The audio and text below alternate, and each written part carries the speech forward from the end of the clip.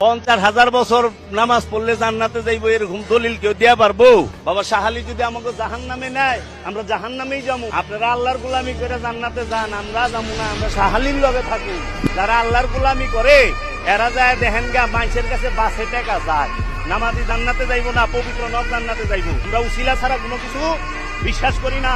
আমরা চামু বাবা শাহালির কাছে, শাহালি আমাকে উসিলা, বাবা শাহালি আমাকে উসিলা। বাবা শাহালি যদি আমাকে জাহান্নামে নেয়, আমরা জাহান্নামেই যাবো। তুমি যেও না কোনো মাজারে, তুমি ঠেকিও না কোনো মাজারে মাথা, তুমি বাঁধিও না কোনো তাবিজ। কোরআনের নামে অজু ছাড়া কোরআনকে তুমি এখানে ঝুলাইও না। তুমি মহিলাদের মাসিক অবস্থায় কোরআনকে ঝুলাইও না।